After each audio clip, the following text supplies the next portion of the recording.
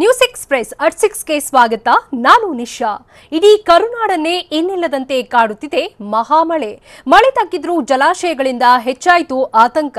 ದಾವಣಗೆರೆ, ಗದಗ, ವಿಜಯನಗರದಲ್ಲಿ ಪ್ರವಾಹ ಪ್ರತಾಪ. ಕೊಡಗು, ಮಲೆನಾಡಿನಲ್ಲೂ ವರುಣನ ರೌದ್ರಾವತಾರ. ಅಲ್ಲಲ್ಲಿ ಗುಡ್ಡ ಕುಸಿತ, ಮನೆ ನೆಲಸಮ, ಬೆಳೆ ನೀರು ಪಾಲು. ಪ್ರವೀಣ್ ಕೊಲೆ ಮಾಡಿದ ಆರೋಪಿಗಳನ್ನ ಭೇಟಿಯಾಡಿದ್ದೇಗೆ. ಕೊಪ್ಪಳದಲ್ಲಿ ಕ್ಷುಲ್ಲಕ ಕಾರಣಕ್ಕೆ ಗ್ರಾಮಕ್ಕೆ ಗ್ರಾಮವೇ ರಣಾಂಗಣ. ಕರುನಾಡಿಗೆ ಇನ್ನಿಲ್ಲದಂತೆ ಕಾಡ್ತಿದೆ ವರುಣಾರ್ಭಟ. ರಾಜ್ಯದೆಲ್ಲೆಡೆ ಪ್ರವಾಹ ಪರದಾಟ, ಬೆಳೆ ಸರ್ವನಾಶ. ಸೇತುವೆಗಳು ಮುಳುಗಿ ಗ್ರಾಮಗಳ ಸಂಪರ್ಕ ಕಡಿತಗೊಂಡಿದ್ದು ಎಲ್ಲಿ? ಶಿವಮೊಗ್ಗದಲ್ಲಿ ಮಳೆಗೆ ಈವರೆಗೆ ಎಷ್ಟು ಮನೆ ಬಿದ್ದಿವೆ? ಕೃಷ್ಣಾ ನದಿ ಆರ್ಭಟ, ನದಿ ಪಾತ್ರದವರಿಗೆ ಸಂಕಷ್ಟ. ನೋಡೋಣ ವರುಣಾಘಾತ ನ್ಯೂಸ್ ಎಕ್ಸ್‌ಪ್ರೆಸ್‌ನಲ್ಲಿ.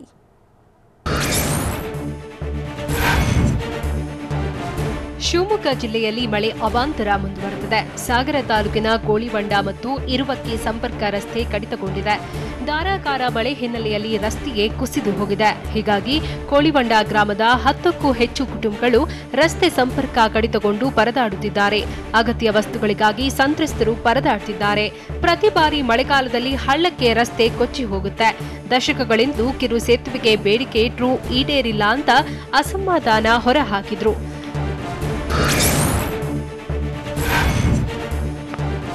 ಶಿವಮೊಗ್ಗ ಜಿಲ್ಲೆಯಲ್ಲಿ ಧಾರಾಕಾರ ಮಳೆ ಮುಂದುವರೆದಿದ್ದು ಜನಜೀವನ ಅಸ್ತವ್ಯಸ್ತವಾಗಿದೆ. ಸಾಗರ ತಾಲೂಕಿನಲ್ಲಿ ಮಳೆಯಿಂದಾಗಿ ಸಾಕಷ್ಟು ಅವಾಂತರ ಸೃಷ್ಟಿಯಾಗಿದೆ.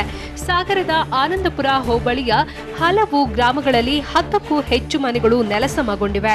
ಆಚಾರಪುರ, ಗೌತಮಪುರ, ಹೊಸೂರು, ಕಾಸ್ಪೋಡಿ, ಇರುವಕ್ಕಿ, ಹೆಬ್ಬೋಡಿ, ಮಲಂದೂರು, ಕನ್ನೂರಿನಲ್ಲಿ ಮನೆಗಳು ಮಳೆಯಿಂದಾಗಿ ಕುಸಿದು ಬಿದ್ದಿವೆ. ಕೆಲ ಕುಟುಂಬಗಳ ಸದಸ್ಯರಿಗೆ ಸಣ್ಣಪುಟ್ಟ ಗಾಯಗಳಾಗಿವೆ.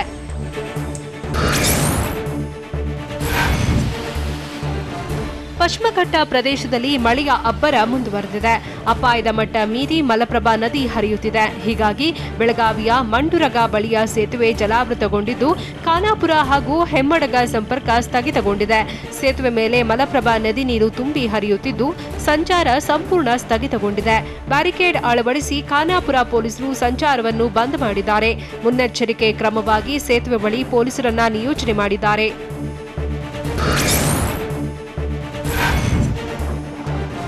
ಬೆಳಗಾವಿ ಜಿಲ್ಲೆ ಸವದತ್ತಿ ತಾಲೂಕಿನ ಮುನವಳ್ಳಿ ಬಳಿಯ ನವಿಲು ತೀರ್ಥ ಜಲಾಶಯದಿಂದ ಅಪಾರ ಪ್ರಮಾಣದ ನೀರು ಬಿಡುಗಡೆ ಮಾಡಲಾಗಿದೆ. 4 ಗೇಟ್ಗಳ ಮೂಲಕ 1,000 ಕ್ಯೂಸೆಕ್ ನೀರನ್ನ ರಿಲೀಸ್ ಮಾಡಲಾಗಿದೆ. ಹೀಗಾಗಿ ಮಲಪ್ರಭಾ ನದಿ ಪಾತ್ರದಲ್ಲಿರೋ ಜನರಿಗೆ ಆತಂಕ ಶುರುವಾಗಿದೆ. ರಾಮದುರ್ಗ ತಾಲೂಕು, ಗದಗ ಜಿಲ್ಲೆಯ ಜನರಿಗೆ ಮಲಪ್ರಭಾ ನದಿ ನೀರಿನ ಭೀತಿ ಶುರುವಾಗಿದೆ. ಹೀಗಾಗಿ ನದಿ ಪಾತ್ರದ ಜನರು ಎಚ್ಚರಿಕೆಯಿಂದ ಇರುವಂತೆ ಜಿಲ್ಲಾಡಳಿತ ಸೂಚಿಸಿದೆ.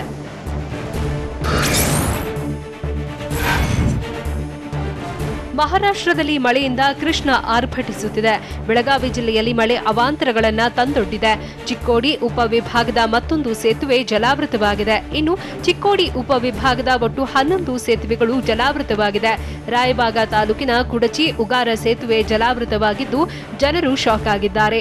ಕರ್ನಾಟಕ ಮಹಾರಾಷ್ಟ್ರ ಸಂಪರ್ಕ ಕಲ್ಪಿಸುವ ಸೇತುವೆ ಇದಾಗಿದ್ದು ಸೇತುವೆ ಬಳಿ ಯಾರೂ ಹೋಗದಂತೆ ಬ್ಯಾರಿಕೇಡ್ ಅಳವಡಿಸಲಾಗಿದೆ.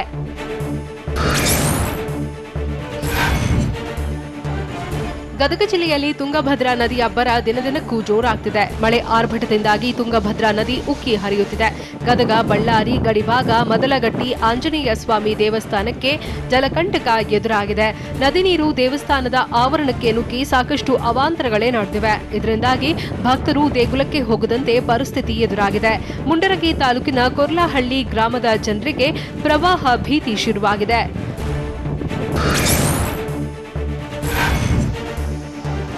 ತುಂಗಭದ್ರಾ ಜಲಾಶಯದಿಂದ ಅಪಾರ ನೀರು ಬಿಡುಗಡೆ ಹಿನ್ನೆಲೆ ಕೊಪ್ಪಳದ ಜಿಲ್ಲೆಯ ಗಂಗಾವತಿ ತಾಲೂಕಿನ ಪಂಪಾ ಸರೋವರ ಮುಂದಿರುವ ರಸ್ತೆ ಮುಳುಗಡೆಯಾಗಿದೆ.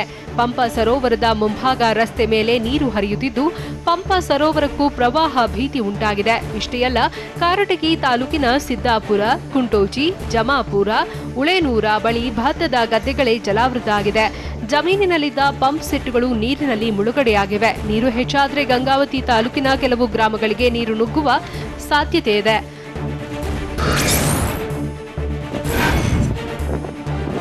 ವಿಜಯಪುರ ಜಿಲ್ಲೆ ನಿಡಗುಂದಿ ತಾಲೂಕಿನ ಆಲಮಟ್ಟಿ ಜಲಾಶಯ ಬಹುತೇಕ ಭರ್ತಿಯಾಗಿದ್ದು ಡ್ಯಾಂಗೆ ಅಪಾರ ಪ್ರಮಾಣದಲ್ಲಿ ನೀರು ಹರಿದು ಬರುತ್ತಿದೆ.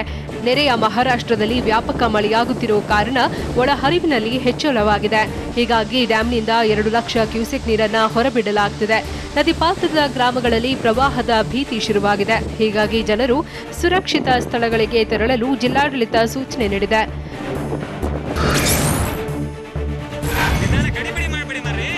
ಚಿಕ್ಕಮಗಳೂರು ಜಿಲ್ಲೆಯ ಮೂಡಿಗೆರೆ ತಾಲೂಕಿನ ತಲಗೂರು ಗ್ರಾಮದಲ್ಲಿ ಮರ ತೆರವಿಗೆ ಅರಣ್ಯ ಇಲಾಖೆ ಅಧಿಕಾರಿಗಳು ಮುಂದಾಗಿದ್ದಾರೆ. ನಿನ್ನೆ ಮರ ಬಿದ್ದು 2 ಮಹಿಳೆಯರು ಮೃತಪಟ್ಟಿದ್ರು. ಘಟನೆಯಿಂದ ಎಚ್ಚೆತ್ತಿರುವ ಅರಣ್ಯ ಇಲಾಖೆ ಅಧಿಕಾರಿಗಳು ಮರವನ್ನ ತೆರವು ಮಾಡುತ್ತಿದ್ದಾರೆ. ಅಷ್ಟೇ ಅಲ್ಲ, ಶಾಲೆ, ಮನೆ ಸುತ್ತಮುತ್ತಲಿರೋ ಮರಗಳನ್ನ ಕಡಿಯೋದಕ್ಕೆ ಅಧಿಕಾರಿಗಳು ಸಮ್ಮತಿ ನೀಡಿದ್ದಾರೆ. ಹೀಗಾಗಿ ಮರಗಳನ್ನ ಕಡಿಯೋಕೆ ಸ್ಥಳೀಯ ಯುವಕರು ಮುಂದಾಗಿದ್ದಾರೆ. ತಲಗೂರು, ಮರ್ಕಲ್, ನಿಡುವಾಳೆ, ಕೂವೆ ಸೇರಿ ಹಲವೆಡೆ ಮರ ತೆರವು ಮಾಡಲಾಗುತ್ತಿದೆ.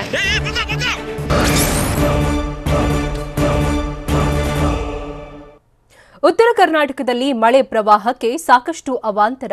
ಯಾವ್ಯಾವ ಜಿಲ್ಲೆಯಲ್ಲಿ ಏನೆಲ್ಲ ಸಮಸ್ಯೆಯಾಗಿದೆ? ಕೊಪ್ಪಳ, ಗಂಗಾವತಿ, ಗಣಿನಾಡಿಗೆ ತುಂಗಭದ್ರೆ ಕಂಟಕ. ಇವೆಲ್ಲವನ್ನ ನೋಡೋಣ ಉತ್ತರ ಕರ್ನಾಟಕ ನ್ಯೂಸ್ ಎಕ್ಸ್‌ಪ್ರೆಸ್‌ನಲ್ಲಿ.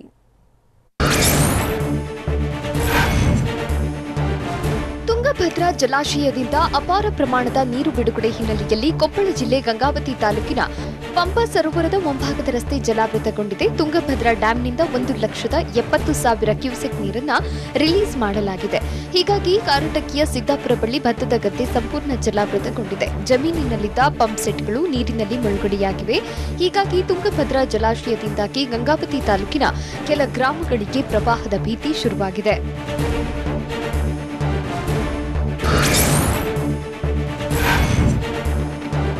ಕೃಷ್ಣಾ ನದಿ ಪ್ರವಾಹದಿಂದಾಗಿ ಗ್ರಾಮಗಳಲ್ಲಿನ ರಸ್ತೆಗಳೆಲ್ಲ ಜಲಾವೃತಗೊಂಡಿವೆ.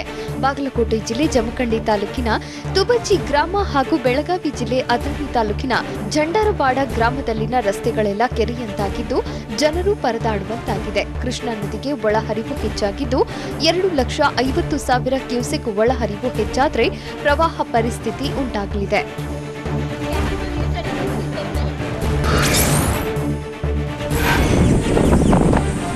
ಬಾಗಲಕೋಟೆ ಜಿಲ್ಲೆ ಮುಧೋಳ ತಾಲೂಕಿನ ಮಾಚಕನೂರು ಗ್ರಾಮದಲ್ಲೂ ಘಟಪ್ರಭಾ ನದಿಯ ಆರ್ಭಟ ಜೋರಾಗಿದೆ. ಘಟಪ್ರಭಾ ನದಿಯಲ್ಲಿ ಭಾರಿ ಪ್ರಮಾಣದಲ್ಲಿ ನೀರು ಏರಿಕೆಯಾಗಿದೆ. ಹೀಗಾಗಿ ಹೊಳೆ ಬಸವೇಶ್ವರ ದೇವಸ್ಥಾನ ಜಲಾವೃತಗೊಂಡಿದೆ. ನದಿ ನೀರಿನಿಂದಾಗಿ ಹೊಳೆ ಬಸವೇಶ್ವರನಿಗೆ ಜಲ ದಿಗ್ಬಂಧನ ವಿಧಿಸಿದೆ. ದೇವಸ್ಥಾನದೊಳಗೆ 6 ಅಡಿಯಷ್ಟು ನೀರು ನಿಂತಿದೆ. ಹೀಗಾಗಿ ದೇವಸ್ಥಾನ ಪ್ರವೇಶಕ್ಕೆ ನಿರ್ಬಂಧ ವಿಧಿಸಲಾಗಿದೆ.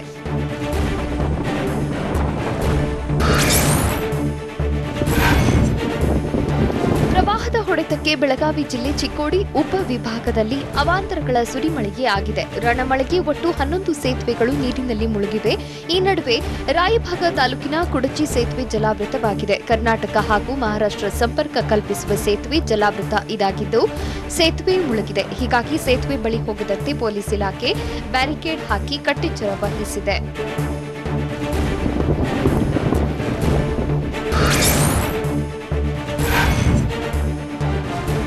ಪಶ್ಚಿಮ ಘಟ್ಟ ಪ್ರದೇಶದಲ್ಲಿ ಮಳೆ ಅಬ್ಬರ ಮುಂದುವರೆದಿದ್ದು ಸಾಕಷ್ಟು ಅವಾಂತರಗಳು ಸೃಷ್ಟಿಯಾಗ್ತಿವೆ. ನಿರಂತರ ಮಳೆಯಿಂದಾಗಿ ರಾಜ್ಯ ಹೆದ್ದಾರಿ ಮೇಲೆ 3 ಬೃಹತ್ ಮರಗಳು ಉರುಳಿ ಬಿದ್ದಿವೆ. ಬೆಳಗಾವಿ ಜಿಲ್ಲೆ ಖಾನಾಪುರ ತಾಲೂಕಿನ ಕಲಮನಿ ಬಳಿ ಘಟನೆ ನಡೆದಿದೆ. ಹೀಗಾಗಿ ಜಾಂಬೋಟಿ ಗೋವಾ ರಾಜ್ಯ ಹೆದ್ದಾರಿಯಲ್ಲಿ ಸಂಚಾರ ಸ್ಥಗಿತಗೊಂಡಿತ್ತು. ಬೆಳಗಾವಿ ಗೋವಾ ಸಂಪರ್ಕವೂ ಸ್ಥಗಿತಗೊಂಡಿದ್ದು ಕೆಲಕಾಲ ವಾಹನಗಳು ಸಾಲುಗಟ್ಟಿ ನಿಂತಿದ್ವು.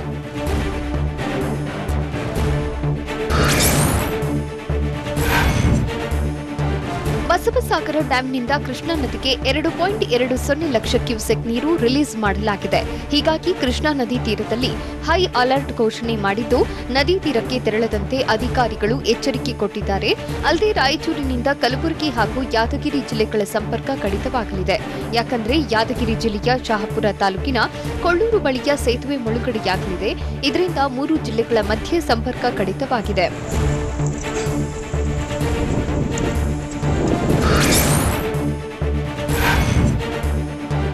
ವಿಜಯನಗರ ಜಿಲ್ಲೆಯಲ್ಲಿ ಪ್ರವಾಸಿಗರು ಪ್ರಾಣ ಭಯವನ್ನು ಲೆಕ್ಕಿಸದೆ ಹುಚ್ಚಾಟ ಆಡುತ್ತಿದ್ದಾರೆ. ಅಪಾಯದ ಮಟ್ಟ ಮೀರಿ ರಭಸವಾಗಿ ನದಿ ನೀರು ಹರಿತಾ ಇದ್ರು ಜೀವ ಲೆಕ್ಕಿಸದೆ ನೀರಿಗೆ ಇಳಿದಿದ್ದಾರೆ.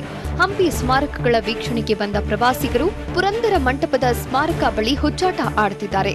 ಕಾಲು ಸೇತುವೆ ಕಂಬಗಳು ಸಂಪೂರ್ಣ ಮುಳುಗಡೆಯಾಗಿವೆ. ಕ್ಷಣ ಕ್ಷಣಕ್ಕೂ ನದಿ ನೀರಿನ ಮಟ್ಟ ಏರಿಕೆಯಾಗ್ತಿದೆ. ನದಿಗೆ ಮಕ್ಕಳನ್ನ ಕರೆದುಕೊಂಡು ಬಂದು ಎಂಜಾಯ್ ಮಾಡುತ್ತಿದ್ದಾರೆ.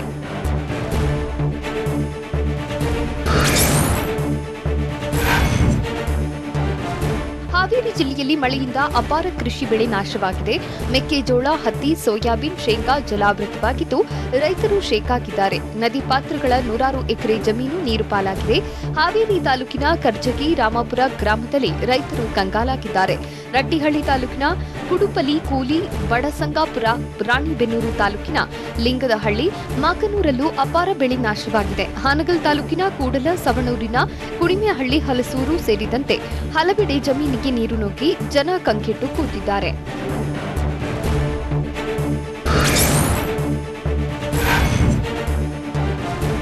ಕೊಪ್ಪಳ ಜಿಲ್ಲೆ ಗಂಗಾವತಿಯ ಹನುಮನಹಳ್ಳಿಯಲ್ಲಿ ಹರಿಯೋ ನೀರಿನ ಬಳಿ ಹೋಗಿ ಯುವಕರು ಹುಚ್ಚಾಟ ಆಡುತ್ತಿದ್ದಾರೆ. ಜಲಾಶಯದಿಂದ 1,70,000ಕ್ಕೂ ಅಧಿಕ ಕ್ಯೂಸೆಕ್ ನೀರನ್ನ ನದಿಗೆ ಬಿಡಲಾಗಿದೆ.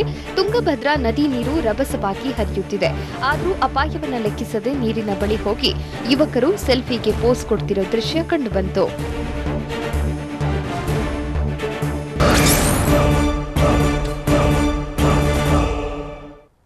ಇನ್ನು ದಕ್ಷಿಣ ಕರ್ನಾಟಕದಲ್ಲಿ ಮಳೆಯಿಂದ ಏನೆಲ್ಲ ತೊಂದರೆಯಾಗಿದೆ? ಕೊಡಗು, ಮಲೆನಾಡಿನಲ್ಲೂ ವರುಣದ ರೌದ್ರಾವತಾರ. ಹಾಸನದಲ್ಲಿ ಹಳ್ಳ ದಾಟುವುದಕ್ಕೆ ಮಕ್ಕಳು ಜೆಸಿಪಿ ಮೊರೆ. ಚಿಕ್ಕಮಗಳೂರಿನಲ್ಲಿ ಕಾಡಾನೆಗಳ ದಾಳಿಗೆ ಬೆಳೆ ಹಾನಿ. ನೋಡೋಣ ದಕ್ಷಿಣ ಕರ್ನಾಟಕ ನ್ಯೂಸ್ ಎಕ್ಸ್‌ಪ್ರೆಸ್‌ನಲ್ಲಿ. ಹಾಸನದಲ್ಲಿ ರಣರಕ್ಕಸ ಮಳೆಗೆ ಜನಜೀವನ ಅಸ್ತವ್ಯಸ್ತಗೊಂಡಿದೆ. ಮಳೆಯಿಂದಾಗಿ ಶಾಲಾ ಮಕ್ಕಳು ಇನ್ನಿಲ್ಲದಂತೆ ಪರದಾಟ ನಡೆಸಿದ್ರು. ರಜೆ ಘೋಷಣೆಗೂ ಮೊದಲೇ ಶಾಲೆಯತ್ತ ಹೊರಟಿದ್ದ ಮಕ್ಕಳು ಹಳ್ಳದ ಸೇತುವೆ ದಾಟೋದಕ್ಕೆ ಸರ್ಕಸ್ ಮಾಡಿದ್ರು.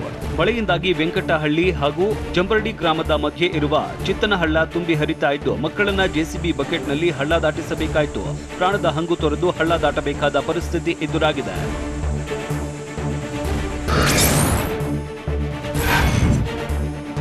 ಹಾಸನ ಜಿಲ್ಲೆಯಲ್ಲಿ ಮಳೆಯ ಆರ್ಭಟ ಮುಂದುವರೆದಿದೆ. ಹೀಗಾಗಿ ಸಕಲೇಶಪುರ ತಾಲೂಕಿನ ಎಲ್ಲ ಅಂಗನವಾಡಿ ಹಾಗೂ ಶಾಲೆಗಳಿಗೆ ರಜೆ ನೀಡಲಾಗಿದೆ. ಪ್ರಾಥಮಿಕ ಹಾಗೂ ಪ್ರೌಢಶಾಲೆಗಳಿಗೆ ಇವತ್ತು ರಜೆ ಘೋಷಿಸಿ ಸಕಲೇಶಪುರ ತಹಶೀಲ್ದಾರ್ ಎಚ್.ಬಿ. ಜಯಕುಮಾರ್ ಆದೇಶ ಹೊರಡಿಸಿದ್ದಾರೆ. ಧಾರಾಕಾರ ಮಳೆ ಸುರಿತಾ ಇರೋದ್ರಿಂದಾಗಿ ಸಾಕಷ್ಟು ತೊಂದರೆಗಳಾಗ್ತಾ ಇವೆ. ಹೀಗಾಗಿ ಮಕ್ಕಳ ಸುರಕ್ಷತೆ ದೃಷ್ಟಿಯಿಂದಾಗಿ ಮುಂಜಾಗ್ರತಾ ಕ್ರಮವಾಗಿ ಶಾಲೆಗಳಿಗೆ ರಜೆಯನ್ನು ನೀಡಲಾಗಿದೆ.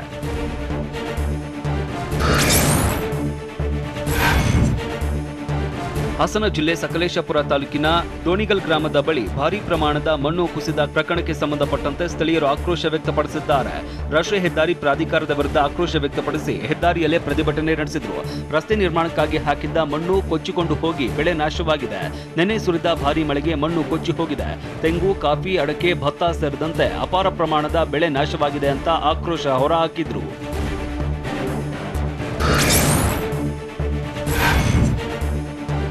ಕೊಡಗು ಜಿಲ್ಲೆಯಲ್ಲಿ ಮಳೆ ಮುಂದುವರೆದಿದೆ. ಮಳೆಯಿಂದಾಗಿ ಸಾಕಷ್ಟು ಅವಾಂತರ ಸೃಷ್ಟಿಯಾಗ್ತಾ ಇದೆ. ಕೊಡಗು ಜಿಲ್ಲೆಯ ಪೊನ್ನಪೇಟೆ ತಾಲೂಕಿನ ಬಿರುನಾಣಿಯಲ್ಲಿ ರಸ್ತೆ ಬದಿ 30 ಅಡಿಯಷ್ಟು ಭೂಕುಸಿತ ಸಂಭವಿಸಿದೆ.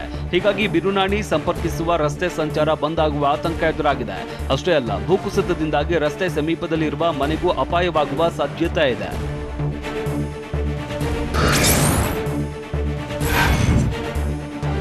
ಒಂದೆಡೆ ಮಳೆ ಕಾಟಕ್ಕೆ ಬೆಳೆ ನಾಶವಾಗ್ತಾ ಇದ್ರೆ ಮತ್ತೊಂದೆಡೆ ಕಾಡಾನೆಗಳ ಕಾಟಕ್ಕೂ ರೈತರು ಕಂಗಾಲಾಗಿದ್ದಾರೆ. ಚಿಕ್ಕಮಗಳೂರಿನಲ್ಲಿ ಕಾಡಾನೆಗಳು ದಾಂಗುಡಿ ಇಟ್ಟು ಅಪಾರ ಪ್ರಮಾಣದ ಬೆಳೆಗಳನ್ನ ನಾಶ ಮಾಡ್ತಿದೆ.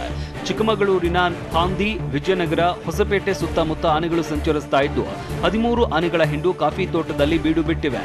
ಹೀಗಾಗಿ ಕಾಡಾನೆಗಳನ್ನ ಕಾಡಿಗೆ ಓಡಿಸುವಂತೆ ಅರಣ್ಯಾಧಿಕಾರಿಗೆ ಸ್ಥಳೀಯರು ಒತ್ತಾಯಿಸಿದ್ದಾರೆ. ಪದೇ ಪದೇ ಹೀಗೆ ಬೆಳೆ ನಾಶ ಮಾಡ್ತಾ ಇದ್ರೆ ಹೇಗೆ ನಾವು ಬದುಕೋದು ಅಂತ ಆಕ್ರೋಶ ವ್ಯಕ್ತಪಡಿಸಿದ್ದಾರೆ.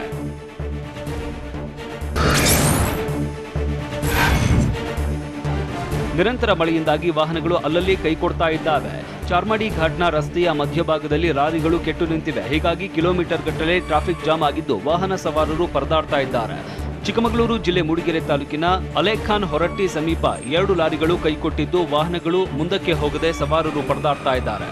ಹೀಗಾಗಿ ತಡೆಗೋಡೆಗಳನ್ನ ಒಡೆದು ವಾಹನಗಳನ್ನ ಮುಂದಕ್ಕೆ ತರಲಾಯಿತು.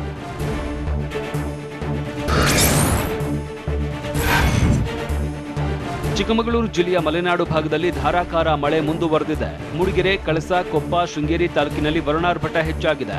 ಬಿರುಗಾಳಿ ಸಹಿತ ಮಳೆಗೆ ಜನಜೀವನ ಸಂಪೂರ್ಣ ಅಸ್ತವ್ಯಸ್ತವಾಗಿದೆ. ಭಾರೀ ಮಳೆಯಿಂದಾಗಿ ಹೇಮಾವತಿ ನದಿ ನೀರಿನ ಮಟ್ಟದಲ್ಲಿ ಏರಿಕೆಯಾಗಿದೆ. ಹೀಗಾಗಿ ಗದ್ದೆ, ಕಾಫಿ, ಅಡಕೆ ತೋಟಗಳಿಗೆ ನದಿ ನೀರು ನುಗ್ಗುವ ಆತಂಕ ಎದುರಾಗಿದೆ. ನದಿ ಪಾತ್ರದಲ್ಲಿನ ಮನೆಗಳಲ್ಲಿ ಇರುವ ಜನರಲ್ಲೂ ಭಯ ಆವರಿಸಿದೆ.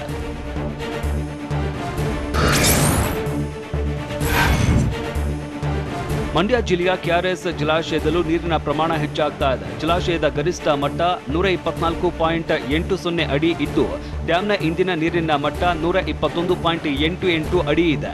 ಇಂದಿನ ಒಳಹರಿವಿನ ಪ್ರಮಾಣ 87,160 ಕ್ಯೂಸೆಕ್ ಇದ್ದು ಹೊರಹರಿವಿನ ಪ್ರಮಾಣ 96,056 ಕ್ಯೂಸೆಕ್ ಇದೆ.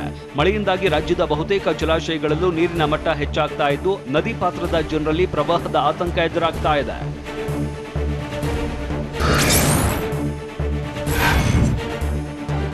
ಮಡಿಕೇರಿ ಮಂಗಳೂರು ರಾಷ್ಟ್ರೀಯ ಹೆದ್ದಾರಿಯ ಮದನಾಡು ಬಳಿ ಗುಡ್ಡವೇ ಬಿರುಕು ಬಿಟ್ಟಿದೆ. ಹೀಗಾಗಿ ಸ್ವಲ್ಪ ಮಣ್ಣು ಕುಸಿದಿದೆ. ಹೀಗಾಗಿ ಯಾವುದೇ ಕ್ಷಣದಲ್ಲಾದರೂ ಗುಡ್ಡ ಕುಸಿತವಾಗಿ ರಸ್ತೆಗೆ ಅಪ್ಪಳಿಸುವ ಸಾಧ್ಯತೆ ಇದೆ. ಹೀಗಾಗಿ ರಾಷ್ಟ್ರೀಯ ಹೆದ್ದಾರಿ 275ರಲ್ಲಿ ಇವತ್ತು ರಾತ್ರಿ ವಾಹನ ಸಂಚಾರ ನಿಷೇಧ ಮಾಡಲಾಗಿದೆ. ಸಂಚಾರ ನಿಷೇಧಿಸಿ ಜಿಲ್ಲಾಧಿಕಾರಿ ಆದೇಶ ಹೊರಡಿಸಿದ್ದಾರೆ.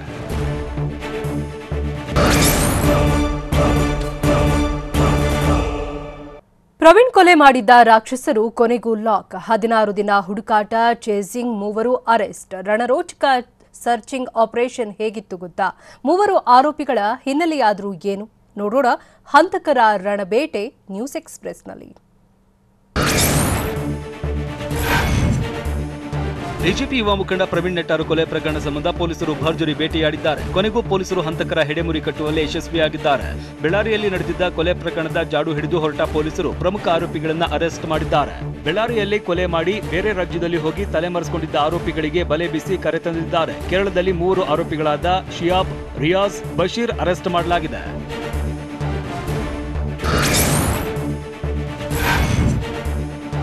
ತಮಿಳುನಾಡಿನಲ್ಲಿ ಇನ್ನೇನು ಅರೆಸ್ಟ್ ಆಗಬೇಕಾಗಿದ್ದ ಪ್ರವೀಣ್ ಕೊಲೆ ಆರೋಪಿಗಳು ಜಸ್ಟ್ ಮಿಸ್ ಆಗಿದ್ರು. ಪೊಲೀಸರು ಚೇಸಿಂಗ್ ಮಾಡಿ ಹಿಡಿಯುವಷ್ಟರಲ್ಲಿ ತಪ್ಪಿಸಿಕೊಂಡಿದ್ರು. ತಮಿಳುನಾಡಿನಲ್ಲಿ ತಪ್ಪಿಸಿಕೊಂಡವರು ಮತ್ತೆ ವಾಪಸ್ ಬಂದಿದ್ದು ಕೇರಳಕ್ಕೆ. ಹೀಗಾಗಿ ಕೇರಳ ಮತ್ತು ತಮಿಳುನಾಡು ರಾಜ್ಯದಲ್ಲಿ ಪೊಲೀಸರು ಕಾರ್ಯಾಚರಣೆ ನಡೆಸಿದ್ರು. ಒಂದಲ್ಲ ಎರಡಲ್ಲ 16 ದಿನಗಳ ಬಳಿಕ ಕೇರಳದಲ್ಲಿ 3 ಆರೋಪಿಗಳು ಬಲೆಗೆ ಬಿದ್ದಿದ್ದಾರೆ. ಶಿಯಾಬ್, ರಿಯಾಜ್ ಮತ್ತು ಬಶೀರ್ ಎಂಬ 3 ಆರೋಪಿಗಳನ್ನ ಪೊಲೀಸರು ಲಾಕ್ ಮಾಡಿದ್ದಾರೆ. ಗೌಪ್ಯ ಸ್ಥಳದಲ್ಲಿ ವಿಚಾರಣೆ ಮಾಡಲಾಗ್ತಿದೆ.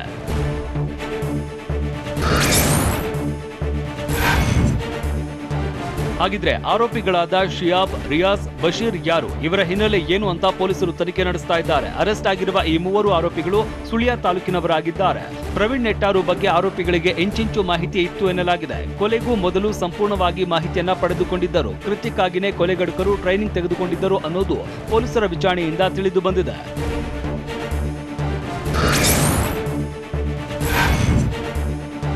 ಬಿಜೆಪಿ ಕಾರ್ಯಕರ್ತ ಪ್ರವೀಣ್ ನೆಟ್ಟಾರು ಕೊಲೆ ಪ್ರಕರಣಕ್ಕೆ ಸಂಬಂಧಪಟ್ಟಂತೆ ಘಟನಾ ಸ್ಥಳಕ್ಕೆ ಆರೋಪಿಗಳನ್ನ ಪೊಲೀಸರು ಕರೆದೊಯ್ದರು. 3 ಆರೋಪಿಗಳಾದ ಶಿಯಾಬ್, ರಿಯಾಜ್ ಮತ್ತು ಬಶೀರ್ನನ್ನ ಕರೆತಂದು ಸ್ಥಳ ಮಹಜರು ಮಾಡಿಸಿದ್ರು. ದಕ್ಷಿಣ ಕನ್ನಡ ಜಿಲ್ಲೆಯ ಸುಳ್ಯ ತಾಲೂಕಿನ ಬೆಳ್ಳಾರಿಯಲ್ಲಿ ತನಿಖಾಧಿಕಾರಿ ಗಾನಾ ಪಿ ಕುಮಾರ್ ನೇತೃತ್ವದಲ್ಲಿ ಸ್ಥಳ ಮಹಜರು ಮಾಡಿಸಿದ್ರು. ಅವತ್ತು ಹೇಗೆಲ್ಲ ಪ್ಲಾನ್ ಮಾಡಿದ್ರು, ಎಲ್ಲೆಲ್ಲ ಆರೋಪಿಗಳು ಸಂಚು ರೂಪಿಸಿದ್ರು ಅನ್ನೋದರ ಮಾಹಿತಿ ಕಲೆ ಹಾಕಿದ್ರು.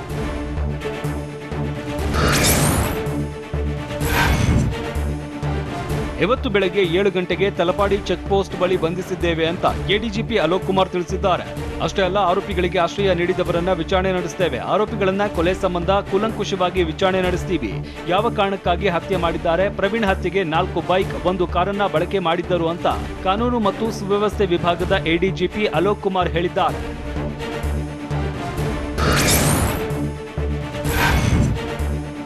ಪ್ರವೀಣ್ ಹತ್ಯೆ ಆರೋಪಿಗಳಿಗೆ ಪಿಎಫ್ಐ ಮತ್ತು ಎಸ್ಟಿಪಿಯ ಲಿಂಕ್ ಇದೆ.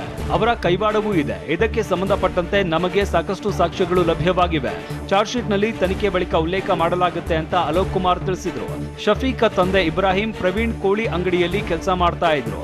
ಶಫೀಕ್ ನನ್ನ ನಾವು ಮೊದಲೇ ಬಂಧಿಸಿ ವಿಚಾರಣೆ ಮಾಡಿದ್ದೇವೆ. ಶಫೀಕಿಗೆ ಹೀಗಾಗಿನೇ ಪ್ರವೀಣ್ ಬಗ್ಗೆ ಚೆನ್ನಾಗಿ ಗೊತ್ತಿತ್ತು ಅಂತ ಎಡಿಜಿಪಿ ಅಲೋಕ್ ಕುಮಾರ್ ಮಾಹಿತಿ ನೀಡಿದ್ರು.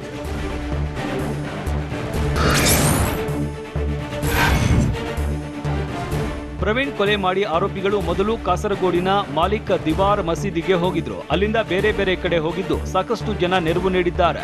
ಶಫೀಕ್ನ ಪಾತ್ರದ ಬಗ್ಗೆ ಮಾಹಿತಿ ತಿಳಿದಿದ್ದು ಉಳಿದಿಬ್ಬರ ಬಗ್ಗೆ ಸಮಗ್ರ ತನಿಖೆ ಮಾಡಲಾಗ್ತಾ ಇದೆ. 2 ಬೈಕ್, ಕಾರು ಸೇರಿದಂತೆ ಒಟ್ಟು 6 ವಾಹನಗಳನ್ನ ಬಳಕೆ ಮಾಡಲಾಗಿದೆ ಅನ್ನೋದು ಪೊಲೀಸರ ತನಿಖೆಯಲ್ಲಿ ಹೊರಬಂದಿದೆ. 3-4 ದಿನದ ಬಳಿಕ ನಾವು ಕೇಸ್ನ ಎನ್ಐಎಗೆ ವಹಿಸ್ತೇವೆ ಅಂತ ಎಡಿಜಿಪಿ ಅಲೋಕ್ ಕುಮಾರ್ ಹೇಳಿದ್ರು.